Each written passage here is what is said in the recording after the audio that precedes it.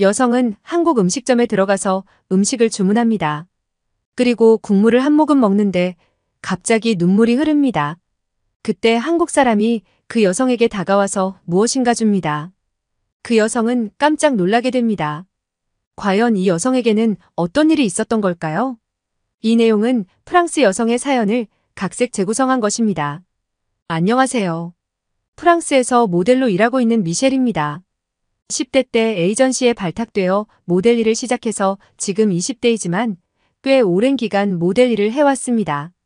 저는 어린 시절부터 모델로 활동하며 빛나는 무대 위에서 나만의 색깔을 내는 것이 좋았습니다. 모델이라는 직업은 저에게는 단순히 돈을 벌기 위한 것이 아니라 저의 정체성과 자부심의 원천이었기 때문입니다. 카메라 앞에서 런웨이 위에서 당당하고 자신감 넘치게 있을 수 있다는 건 늘 즐거웠어요. 처음 데뷔했을 때만 해도 일거리도 많지 않고 해서 조금만 더 인기를 얻고 많은 무대에 서는 것이 목표였어요. 패션 모델로 사는 삶은 매일 아침 거울 앞에 서서 오늘의 촬영이나 런웨이 쇼에 맞는 메이크업과 헤어스타일을 고민하는 것으로 하루가 시작됩니다. 저의 일은 단순히 옷을 입고 포즈를 취하는 것 이상으로 디자이너의 의도와 스토리를 몸으로 표현하는 예술가라고 생각합니다. 촬영장이나 패션쇼의 무대 뒤에서는 항상 분주했습니다. 스타일리스트, 메이크업 아티스트, 포토그래퍼와의 긴밀한 협업을 통해 완벽한 결과물을 만들어내야 했습니다. 때로는 수많은 사람 앞에서, 때로는 카메라 렌즈만을 응시하며 저는 다양한 감정과 캐릭터를 표현했어요. 하지만 이 모든 화려함 뒤에는 끊임없는 노력과 헌신이 필요했습니다. 엄격한 식단과 체력 관리, 끊임없는 연습과 리허설이 일상이라서 때로는 지칠 때도 있지만 런웨이를 걸을 때의 그 짜릿함과 카메라 앞에서 나를 발견할 때의 그 성취감은 이 모든 것이 가치 있는 노력이라고 생각했어요. 하지만 이제 20대 중반을 맞이하면서 저는 조금씩 변화하는 심경의 변화를 겪고 있습니다. 모델로서의 삶은 항상 화려하고 도전적이었지만 시간이 흐르면서 저는 무언가 허무함을 느끼기 시작했어요. 이제는 이곳저곳 저를 찾는 사람들도 많고 인기도 얻었지만 개인의 생활이 거의 없었어요. 조금씩 지친다는 생각이 들었습니다. 그러던 어느 날 프랑스의 유명한 잡지사와 함께 패션 화보를 촬영하기 위해서 한국으로 향했습니다. 한국은 처음 가지만 한국 드라마를 좋아해서 아주 모르지는 않았어요. 요즘은 한국이 세계적으로 유행이라서 한식과 드라마, K-팝도 프랑스에서 인기가 많았습니다. 한식도 맛있는 건강식이었기 때문에 몸매 관리에도 좋아서 자주 먹었어요. 한국에서 촬영하면서 한국 도시에 아름다운 산들이 많아서 놀라웠어요. 여러 아름다운 한국의 명소에서 옷을 여러 번 갈아입으면서 잡지에 사진을 촬영했습니다. 일이 끝나고 호텔에 들어가서 쉬게 되었어요. 무기력하게 침대에 누워서 텔레비전을 보고 있었는데 갑자기 전에 어떤 드라마에서 봤던 국밥이란 게 먹어보고 싶다는 생각이 들었습니다. 프랑스는 요리로 유명했지만 국밥이라는 스타일의 음식은 먹어본 적이 없었거든요. 드라마에서 주인공이 먹는 모습을 보면서 저 음식은 어떤 맛이길래 저렇게 맛있게 먹는 건지 궁금했습니다. 그래서 무작정 밖으로 나가서 택시를 타고 택시 기사님에게 핸드폰에 번역기를 켜고 국밥 음식점으로 가고 싶다고 했어요. 택시 기사님은 어떻게 잘 알아들은 건지 모르겠지만 저를 어떤 가게 앞으로 내려주셨어요. 그 음식점은 굉장히 오래된 것 같은 느낌이 드는 가게였습니다. 저는 안으로 들어가서 테이블에 앉았는데 메뉴를 보면서 당황하고 말았습니다. 메뉴가 다 한글이라서 전혀 알 수가 없었습니다. 나이가 조금 있는 점원 아주머니가 오시더니 제가 당황하고 있자 다른 테이블에 음식을 가리켰어요. 저는 그 음식을 보고 고개를 끄덕였어요. 그리고 음식이 나왔는데 하얀 국물에 고기가 들어있고 면도 조금 들어있었어요. 점원 아주머니는 앞에 있는 소금이랑 파, 후추를 가리키며 넣어 먹으라고 하셨어요. 저는 국물을 한 숟가락 떠서 마셨는데 부드러우면서도 특유의 깊고 진한 맛이 입안 가득 퍼졌어요. 국물의 부드럽고 고소한 맛이 느껴졌습니다. 처음에는 담백하면서도 심심한 느낌의 맛이 났는데 소금과 파, 후추를 넣어서 간을 맞추고 났더니 국물의 맛이 한층 더 진해지고 각 재료의 맛이 조화롭게 어우러졌습니다. 국물과 함께 먹는 살코기는 부드럽게 씹히며 고기의 풍미가 국물의 맛과 잘 어우러졌어요. 밥과 함께 국물을 먹는데 속이 따뜻해졌어요. 그 따뜻함과 포근함이 온몸을 감싸는 듯한 느낌을 줬습니다. 국밥을 먹고 있자니 갑자기 눈물이 났어요. 모델이란 직업은 서로 경쟁이 심해서 같은 무대에 서는 모델이라고 해도 친해지는 것은 쉽지 않았습니다. 그리고 제가 꽤 인기가 있다 보니 인기만큼 저를 싫어하는 사람들도 많아져서 늘 외롭다는 생각을 자주 하게 되었습니다. 이유도 알 수 없이 시기 질투를 받는 것은 너무 힘들었어요. 제 직업에 자부심을 느끼지만 모델을 계속해야 할지 고민이 많았습니다. 저는 울면서도 음식을 다 먹었는데 어쩐지 엄마 생각이 나는 음식이라는 느낌을 받게 되었어요. 식사를 다 한 후에 음식값을 계산했는데 점원 아주머니가 제 손에 무엇인가 주셨어요.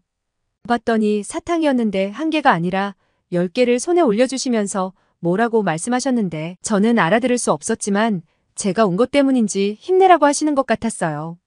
사탕을 하나 입에 넣었는데 그 달콤함에 마음이 따뜻해지는 기분을 느끼면서 호텔로 돌아갔습니다. 한국의 따뜻한 응원을 받은 것 같았습니다. 그날 이후 어쩐지 마음을 괴롭히던 생각들이 줄어들었고 프랑스로 돌아간 저는 다시 힘을 내서 바쁘게 일정을 소화했어요. 그러다 다시 한번 한국에 가고 싶어졌습니다. 이번에는 일 때문이 아닌 한국에서 살아보고 싶어졌어요. 하지만 한 달이라는 공백이 저의 경력에 안 좋은 영향을 줄까 걱정이 되기도 했어요. 모델로 일한 이후 일주일 이상 쉬어본 적이 없었거든요. 하지만 지금이 아니면 안 되겠다는 생각이 들었고 에이전시에 한 달쯤 휴가를 줄 수 있냐고 물어봤어요. 당연히 안 된다고 할 거로 생각했는데 제가 많이 힘들어하는 걸 보고선 충분히 쉬고 다시 힘내서 일해야 한다면서 사장님이 허락해 주셨다는 거예요. 너무 기뻐서 소리를 지를 뻔했어요. 드디어 긴 비행 끝에 한국에 도착하게 되었습니다. 저는 인천공항에 도착해서 공항에 엄청난 규모에 압도당했어요. 파리는 세계적인 도시이고 샤를 드골 공항도 대단히 크고 역사적이었지만 한국의 인천공항이 더 크고 좋아 보였어요. 파리의 공항이 하도 오래된 공항이라서 그렇게 생각이 들기는 했지만 인천공항이 더 첨단 공항이라 생각되는 건 어쩔 수 없는 것 같았습니다. 지난번 왔을 때도 느꼈지만 한국의 공항은 엄청난 사람들로 붐비는 모습을 보면서 한국이 선진국이구나 생각이 들었어요. 전에는 스태프들과 함께라서 제대로 구경할 사이도 없었는데 이번에는 한국을 여행하는 것이니 대중교통을 이용해 봐야겠다고 마음먹었어요. 저는 공항버스를 타러 갔는데 다시 한번 깜짝 놀랐습니다. 공항버스 표를 끊으러 갔는데 무인주문기에서 버스표를 끊을 수 있게 되어 있었어요. 사실 저는 매번 매니저가 같이 다녀서 혼자서 이런 걸 해본 적이 없었어요. 그래서 걱정했는데 무인주문기 옆에는 저 같은 외국인을 도와주는 분이 있어서 표를 잘 살 수 있었습니다. 버스 대기실도 넓고 깨끗해서 쾌적하게 버스를 기다릴 수 있었고 전광판에 버스가 들어오는 것까지 모두 표시가 되어 있어서 너무 편리했어요. 공항버스는 일반 버스랑은 다르게 의자며 내부가 무척 고급스러웠어요. 저는 제 좌석에 앉아서 핸드폰을 보는데 핸드폰의 배터리가 얼마 남지 않은 것입니다. 핸드폰 어플 지도를 보면서 숙소를 찾아가야 하는데 당황했습니다. 주변을 두리번거리는 모습을 본 것인지 건너편 의자에 있는 한국 여자분이 무슨 일이냐고 물어봤어요. 저는 핸드폰 배터리가 없어서 꺼질 것 같다고 했더니 그 한국 여자분은 의자 옆에 충전을 할 수 있는 곳이 있다고 했습니다. 무슨 말도 안 되는 이야기냐고 했더니 그 여자분이 웃으면서 의자 옆에 어떤 곳을 손가락으로 가리켰어요. 그런데 정말 그곳에는 핸드폰을 충전할 수 있는 곳이 있었어요. 한국은 너무 편리한 거 아닌가요? 저는 버스를 타면서 핸드폰을 충전할 수 있다는 사실에 놀랐어요. 친절한 한국분에게 고맙다고 말을 하고 충전하고선 핸드폰을 켰습니다. 그런데 더 놀라운 건 버스에서 무료 와이파이가 되는 것이었어요. 나중에 알고 보니 한국에서는 공공장소나 대중교통에서 무료 와이파이를 쓸 수가 있어서 너무 좋았어요. 프랑스에서는 스타벅스 같은 큰 카페가 아니면 무료 와이파이라는 게 없는데 한국에 도착하자마자 제가 너무 놀라운 경험을 하게 되었어요. 창밖을 바라보는데 한강과 그 주변으로 엄청나게 높은 고층의 빌딩들이 멋진 풍경을 만들어내고 있었습니다. 그렇게 무사히 공항버스를 타고선 숙소에 도착할 수 있었습니다. 제가 숙소에 도착하고 처음으로 간 곳은 한국 편의점이었습니다. 전에 어떤 영상에서 한국에 온 여성 유튜버가 편의점에서 플라스틱 컵 안에 얼음이 든 걸 사서 비닐팩에 담긴 음료를 부어서 마시는 영상을 본 적이 있어요. 그 영상을 보면서 한국 편의점이 너무 신기했고 다양한 음료가 비닐팩에 담겨 있어서 얼음이 든 컵에 담아서 맛있게 먹는 모습을 보고선 그게 너무 해보고 싶었어요. 그래서 저도 편의점에 가서 얼음이 든 컵과 비닐팩에 든 커피를 하나 샀습니다. 그리고 삼각김밥과 라면도 샀어요. 편의점에서 현금을 내고 거스름 돈을 받았어요. 그리고 밖으로 나와 걸어가는데 갑자기 뒤에서 편의점 점원분이 달려오더니 무엇인가 제게 이야기했어요. 저는 무슨 이야기인지 몰라서 멍하니 점원을 바라보자 점원은 돈을 보여주면서 다시 편의점으로 오라고 했어요. 그래서 다시 편의점으로 갔는데 아까 받은 잔돈보다 더 많이 돈을 내주는 것이었어요. 제가 한국 돈에 안 익숙해서 몰랐는데 꽤 큰 돈인 5만 원이라는 돈을 냈던 것입니다. 그런데 점원이 착각한 것인지 5천 원을 냈다고 계산하고 거스름 돈을 주었습니다. 나중에 자신의 실수를 안 점원이 저를 쫓아와서 제대로 된 돈을 돌려준 것입니다. 저는 한국 사람의 정직함에 깜짝 놀랐어요. 프랑스였으면 그런 일이 있었어도 모른 척 했을 텐데 밖에까지 뛰어나와서 외국인인 제게 제대로 된 돈을 주다니 저는 감동했어요.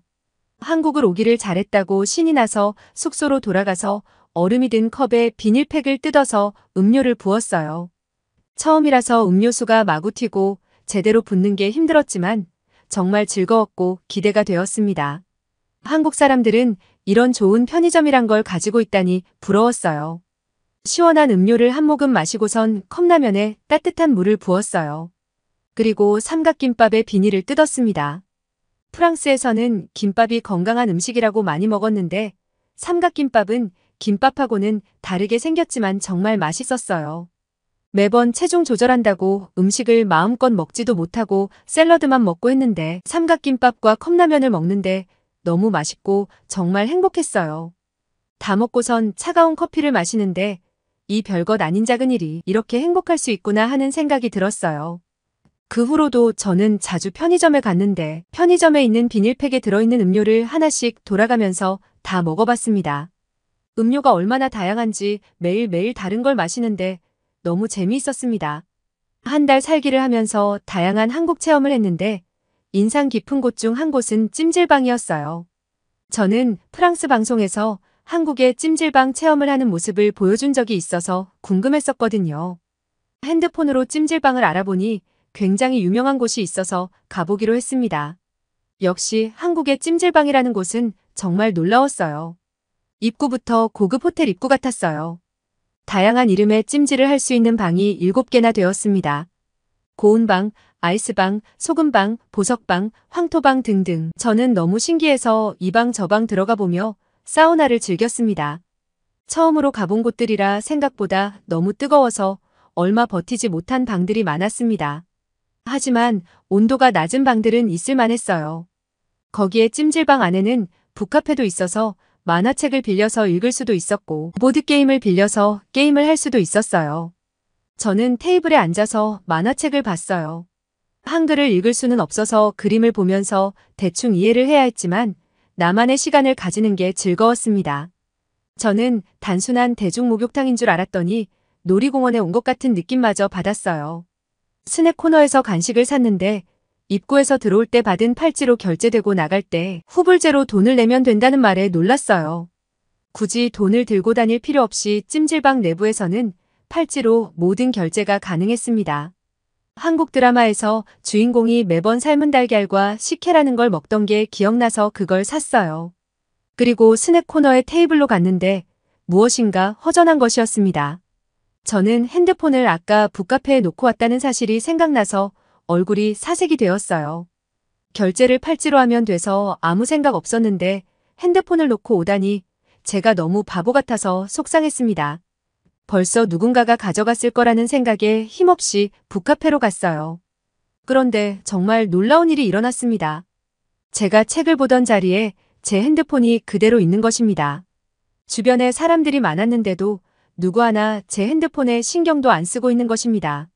한국 사람들은 원래 이런 건가요? 프랑스에서는 소매치기도 많아서 걸어가다가 핸드폰을 빼앗긴 적도 있는 저는 너무 깜짝 놀랐어요. 어떻게 이렇게 정직한 사람들이 있는지 한국 사람에 대해 다시 한번 놀라게 되었습니다. 한국을 오기를 정말 잘한 것 같습니다. 행복한 기분으로 삶은 달걀의 껍데기를 깠는데 한 번에 너무 잘 까졌어요. 한 입 베어 물었는데 놀랍게 삶은 달걀은 소금 간이 되어 있었습니다. 그리고 식혜라는 음료는 밥알이 들어 있었는데 달걀을 먹고 목이 메자 음료를 마셨더니 달콤하고 시원했어요. 세상에나 이런 음료는 생전 처음 먹어보는데 너무 신기한 맛이었어요. 저는 안마의자에 앉아 안마도 받아보고 맛있는 간식도 즐겼습니다. 그리고 마지막에는 목욕탕에 들어갔는데 목욕탕까지 다양한 탕이 10개나 되는 거 아니겠어요? 저는 너무 즐겁게 목욕했더니 피로가 쫙 풀리는 걸 느꼈어요. 너무 재미있는 경험이라서 전 찜질방이 아주 마음에 들었고 한국에서 살고 싶어지기까지 했어요. 게다가 목욕하고 나왔더니 머리를 말릴 수 있는 드라이어는 물론 화장품을 가지고 오지 않은 손님을 위해 스킨이며 로션까지 준비된 게 아니겠어요. 찜질방이라는 곳의 엄청난 서비스에 다시 한번 놀랐습니다. 너무 재미있게 찜질방에서 놀다 보니 어느새 저녁이 되었어요. 저는 밖이 이렇게 캄캄할 때까지 모르고 있었는데 밖을 나와서는 너무 늦게 나온 것 같아서 걱정되었어요. 하지만 거리에는 밤인데도 한국은 사람들이 많이 다니고 있었습니다. 여자들끼리 다니는 사람들도 많이 있었고 거리에는 가로등이 많아서 밝았는데 문을 연 상점도 많아서 상점이 밝게 불을 켜고 있었어요. 프랑스라면 7시만 돼도 닫는 상점이 많은데 한국은 늦은 시간까지 상점이 운영하는 건 참 좋았습니다. 어린아이를 데리고 가족들이 식사하러 나오기도 하고 여자들끼리 상점 쇼핑을 하는 모습도 보였어요. 신기하게 거리는 깨끗하고 쓰레기도 없었어요. 한국은 정직한 사람들이 살아서 그런 건지 도시가 참 안전해 보여서 부러운 생각이 들었습니다. 이렇게 늦은 시간에도 저는 누군가 쫓아올까봐 무서운 느낌도 없고 등 뒤를 조심해야 하는 걱정도 안 들어서 여러 곳을 구경하면서 숙소로 향했습니다. 이렇게 해가 진 후에도 안전하게 여자가 여행을 할 수 있는 나라는 한국이 유일할 거예요. 한국에서 한 달 살기의 경험은 정말 즐거웠습니다. 저는 한국에서 지친 마음을 잘 충전하고 프랑스로 돌아왔습니다. 정말 한국을 떠나올 때 너무 아쉬운 마음이 가득했지만 아쉬운 만큼 다음번이 더 기대할 수 있을 거란 생각을 했어요. 저의 한국에서의 여행 사연은 여기까지입니다. 여러분 미셸 씨의 이야기 어떻게 보셨나요? 열심히 사는 분들은 살다 보면 지치고 힘든 시기가 누구에게나 옵니다. 그럴 때 한국을 만난 미셸 씨는 한국의 따뜻한 정과 정직함을 만났습니다. 그리고 한국에서 한 달 살면서 기운을 얻어서 다시 힘을 낼 수 있었던 행복한 사연이었습니다. 감동TV는 감동적이고 재미있는 사연을 기다리고 있습니다. 다음에도 재미있는 사연으로 찾아뵙겠습니다. 시청해주셔서 감사합니다.